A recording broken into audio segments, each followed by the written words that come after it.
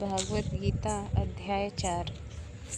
इसके उपरांत श्री कृष्ण महाराज बोले, हे अर्जुन, मैंने इस अविनाशी योग को कल्प से आदि में सूर्य के प्रति कहा था, और सूर्य ने अपने पुत्र मनु के प्रति कहा, और मनु ने अपने पुत्र राजा इक्ष्वाकु के प्रति कहा। इस प्रकार परंपरा से प्राप्त हुए इस योग को राजर्षियों ने जाना, परंतु हे अर्जुन, वह योग बहुत काल से इस पृथ्वी लोक में लोप हो गया है।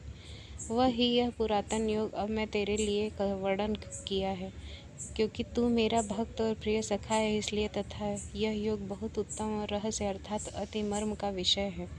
इस प्रकार भगवान श्री कृष्ण चंद्र महाराज के वचन सुनकर अर्जुन ने पूछा, हे भगवान, आपका जन्म तो आधुनिक अर्थात अब हुआ है, और सूर्य का जन्म बहुत पुराना है, इसलिए इस योग को कल्प से आदि में आपने कहा था, यह मैं कैसे जानूं? इस पर श्री कृष्ण महाराज बोले, हे अर्जुन, मैंने और तेरे बहुत से जन्म हो चुके हैं, परंतु हे परंतप, उन सबको तू नहीं जानता और मैं जानता हूँ। मेरा जन्म प्रकृति मनुष्यों के सदृश नहीं है। मैं अविनाशी स्वरूप अजन्मा होने पर भी तथा सब भूत प्राणियों का ईश्वर होने पर भी अपनी प्रकृति को अधीन करके योग माया से प्रकट होता हूँ। हे भारत, जब जब धर्म की हानि और अधर्म की वृद्धि होती है, तब तब ही मैं अपने रूप को रचता हूँ अर्थात प्रकट करता हूँ, क्योंकि साधु पुरुषों का उद्धार करने के लिए और दूषित कर्म करने वालों का नाश करने के लिए तथा धर्म स्थापन करने के लिए युग युग में प्रकट होता हूँ। इसलिए हे अर्जुन, मेरा वह जन्म और कर्म दिव्य अर्थात अलौकिक है।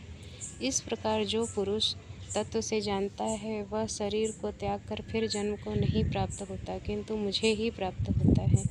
हे अर्जुन, पहले भी राग, भय और क्रोध से रहित अनन्य भाव से मेरे में स्थिति वाले मेरे शरण हुए बहुत से पुरुष ज्ञान रूप तप से पवित्र हुए।